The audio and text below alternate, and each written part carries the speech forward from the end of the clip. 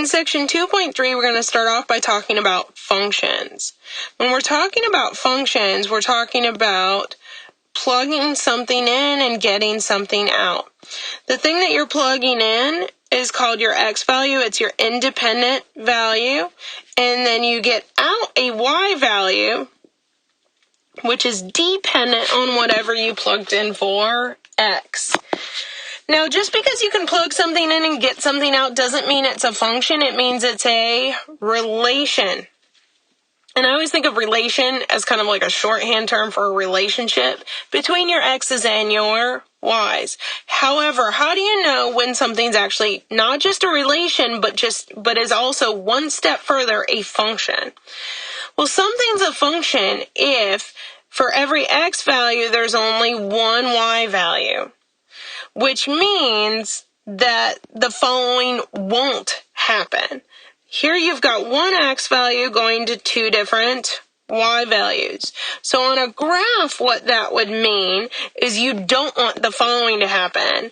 So I'm going to plot these 2 points. Here's -3, and you'd have one at 0, let's say, and one at, let's say, 2. And here, what you notice is you wouldn't want this to happen. This would be an example of something that is not a function, where you have 2 points on top of one another because they have the same x, but two different y's. So this is the idea. You don't want to repeat your x's.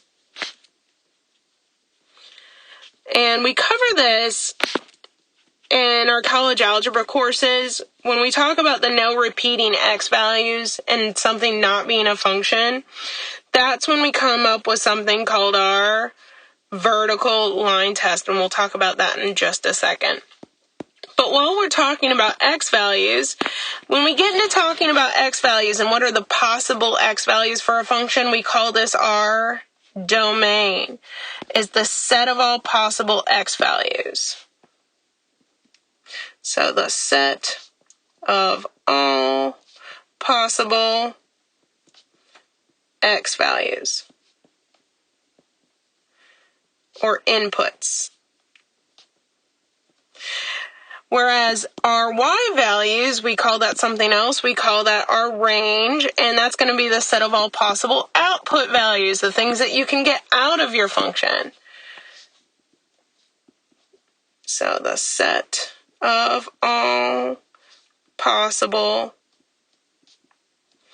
y values, and those are outputs, things you can get out of your function. And again, as a reminder, the idea here is if you want something to be a function, you should not be repeating your x values. And to make sure that that doesn't happen is you need to make sure that any vertical line you draw, any vertical line, should only hit the function or graph at most once. Here the problem is because you have a vertical line hitting it more than once. You have it hitting twice.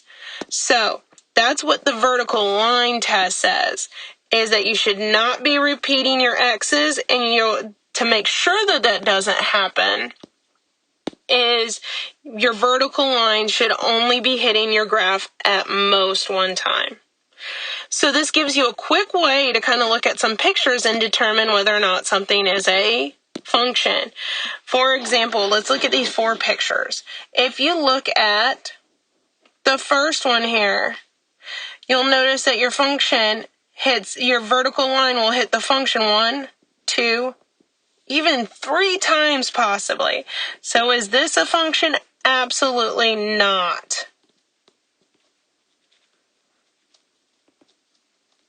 However, if you look at the one to the right, a bunch of points, any vertical line you draw is going to hit at most one of the points.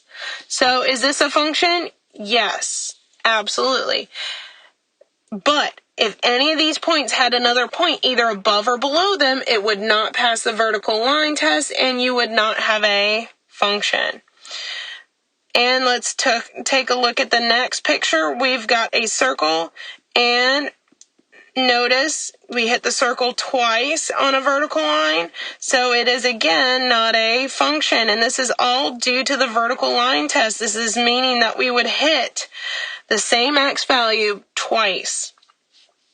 We'd be repeating our x values. However, with the u, notice no matter what vertical line you draw, you're only going to hit it once, so it is a function, which is what we want.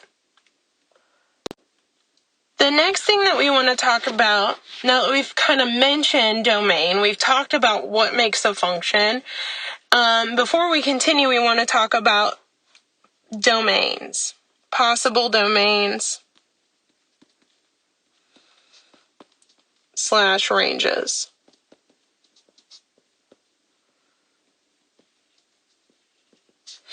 So what we would like to do is compare kind of 3 ideas that are semi-related and kind of look at these as if they were domains or ranges and what they kind of mean.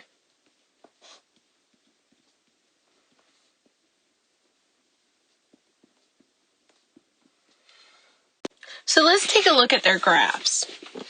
If we have the first one, the second one, or the third one, let's draw 3 number lines just to see what they would kind of look like if they were our domains and or ranges. So 1, 3 on a number line. We're going to use this as a domain though. 1 and 3 will be our only numbers on any of the number lines. Well, the thing that we've seen most recently here is, let's see, stuff like number 2, which is our interval notation, where we're starting at 1 and ending at 3. And the interval notation means you're going to include everything in between 1 and 3. Well, so we'll draw a solid line. It's just we're going to have parentheses at 1 and parentheses at 3, which means we won't be including 1 in our numbers and we won't be including 3. But we will be including everything in between. That's the idea with number 2 and its interval notation. Number 3 is very, very similar, just slightly different. So number 3 is also interval notation. So it says we want to choose everything between 1 and 3, but the brackets this time mean we actually are going to include 1 as one of those numbers, and we are going to include 3 as a number. So that means everything between 1 and 3, we're going to include 1 and we're going to include 3 because of the brackets at the 1 and the 3. And these two kind of go together because they're very similar. No matter what, you're including everything between 1 and 3. The question is, are you including 1 or 3? And that's determined by either parentheses or brackets. These are called your interval notation, where you're including all the values in between, which means that there's an actual graph starting at 1 and going all the way to 3. Now, the question is there a graph at 1 or is there a graph at 3? That's where you're going to decide whether or not to use parentheses or brackets here. Now, one other idea that we've actually talked about is the braces, which is what we see in number 1. When we see the braces, it means a set or a list, which means we're not including everything in between. We're just listing out specific values. What specific values? Only 1 and only 3, which means I only would have a graph at 1 and only a graph at 3 and nothing in between and nothing anywhere else, just at 1 and just at 3. So that's quite a bit different.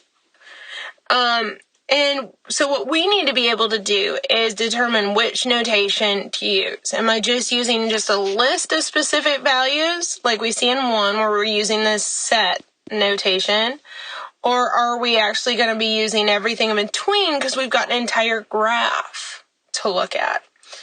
And we also need to be careful about whether or not we're seeing arrows going on forever in any directions, as to whether or not we're going towards infinity or negative infinity. If it's left or right, or going up or down forever, that would be also going down forever is negative infinity, and Going up forever would be positive infinity.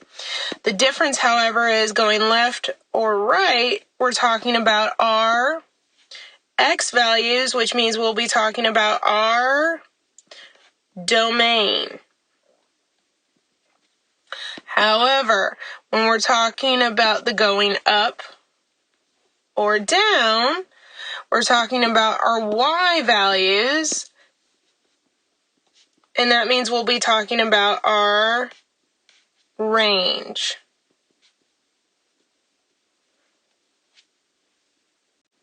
First,